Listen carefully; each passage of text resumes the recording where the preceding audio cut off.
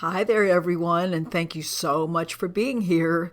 We're now beginning a new section after the review that we just completed. This is lesson 121, Forgiveness is the Key to Happiness. Now, let's remind ourselves at this point that we're not about trying to understand this. Remember, if we already clearly understood this, we would not need A Course in Miracles. So this is about practice. This is about reprogramming. This is about continuing to erode our picture of how life works so we can find out how it really does. So let's also remind ourselves that forgiveness is letting go of our grievances. It's not essentially about anyone else. The folks out there, so to speak, are reminders and triggers, but the grievances are in my mind. They must be let go of in my mind. And here's a lot of material about what the implications are of not letting go of grievances. They aren't very good, so let's take a look. It says, forgiveness is our answer for our search for peace. It's the key to meaning in a world that makes no sense. It's the way to safety in apparent dangers that appear to threaten you. Notice those two words, apparent dangers, because we're never, ever really threatened. And it brings uncertainty to all of our hopes of ever finding quietness. So with forgiveness, all questions are answered. It's the end of uncertainty, finally, at last. And then it tells us what the unforgiving mind's life is like. It's full of fear, offers no room for love to be itself, where it can spread its wings in peace and soar above the turmoil of this world. The unforgiving mind is sad. It has no hope of respite and release from pain. It suffers, is miserable, peering about in darkness, seeing nothing that makes any sense, and yet is certain that danger is there.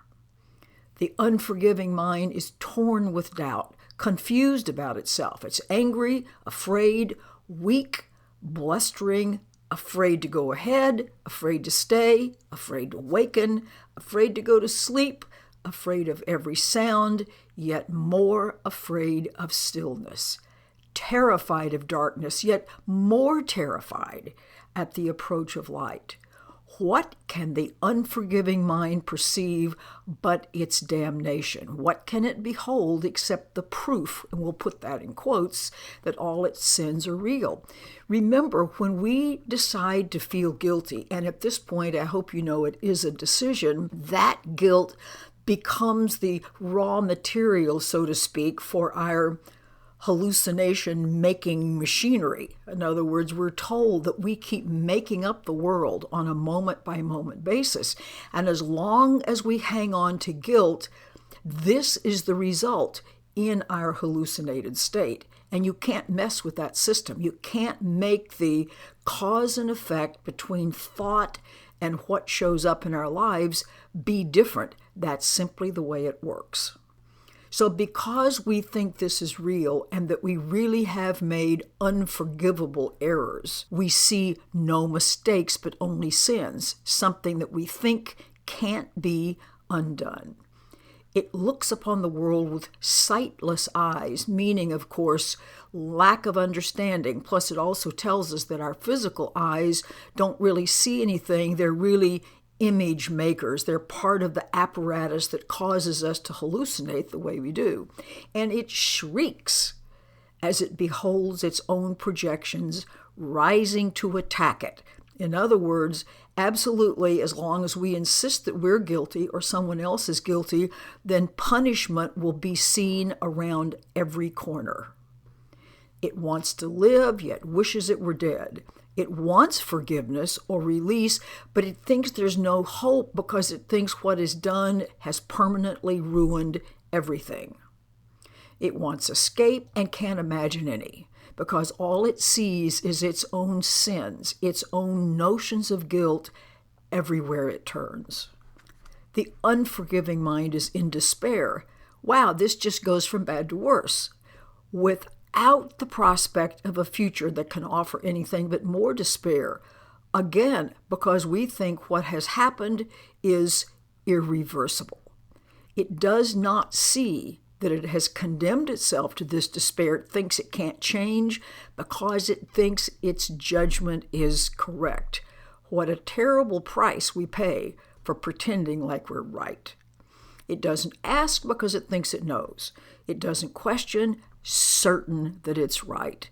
Our beliefs are so anchored in, and we have such allegiance to form, which is simply this end result of our hallucinating about what's wrong with us. Then it makes an interesting statement. Forgiveness is acquired. It's not natural. The reason why is because this releasing of grievances has to be acquired because the whole idea of changing yourself is something we've made up. So it says, as sin is an idea you've taught yourself, then forgiveness is something you have to teach yourself as well. However, from a teacher other than your own ego mind that represents the other true presence of you.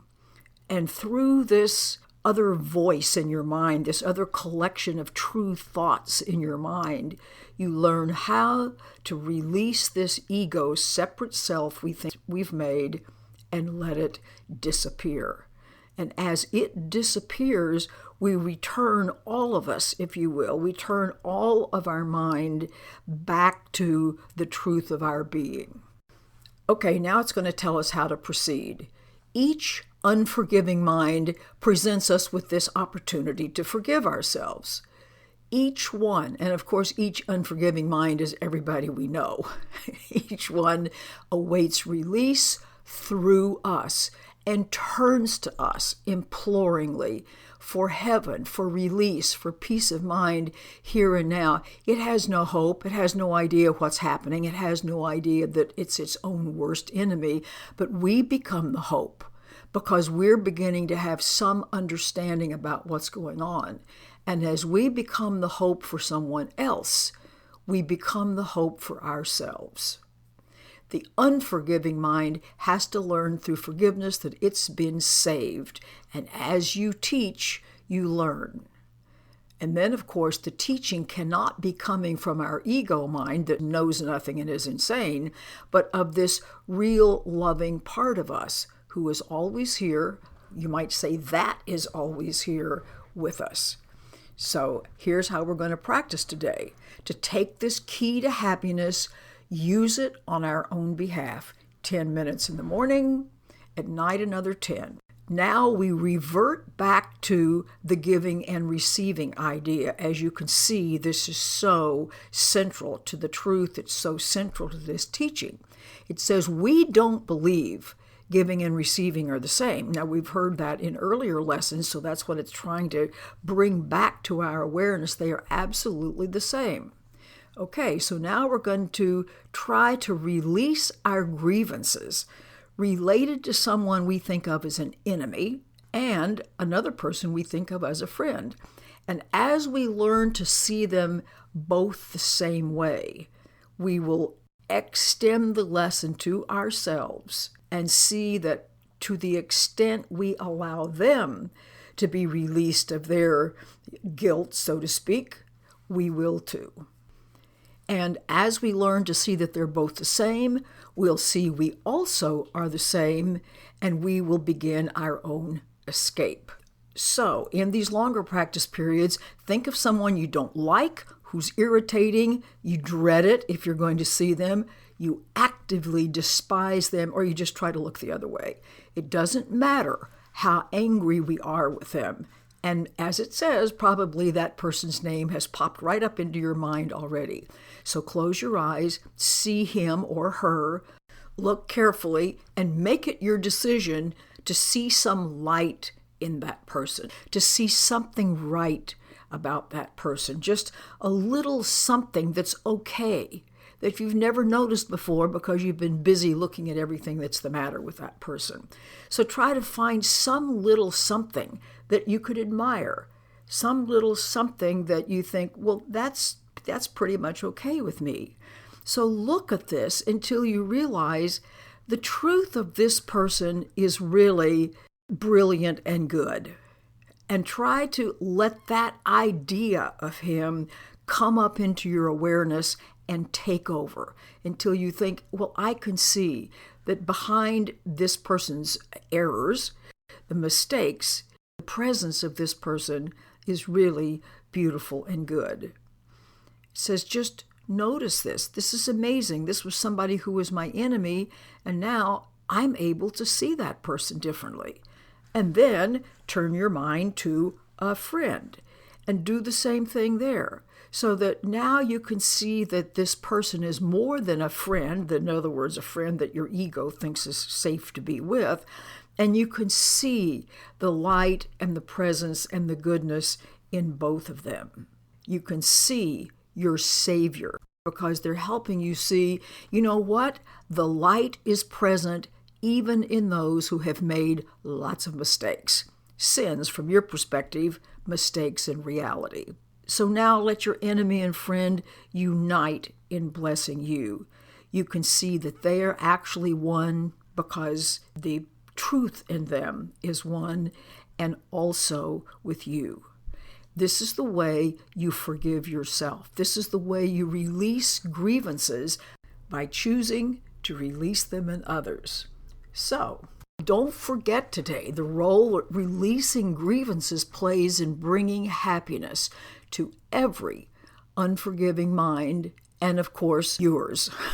So every hour, tell yourself, forgiveness is the key to happiness. Releasing this garbage in my mind, releasing these crazy ideas about how I've ruined everything is absolutely essential.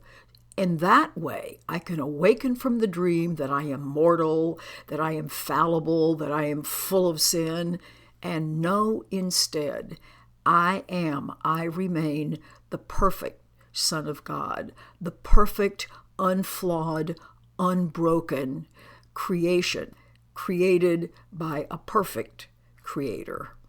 Have a really wonderful day releasing every time you turn around. See you tomorrow. Bye.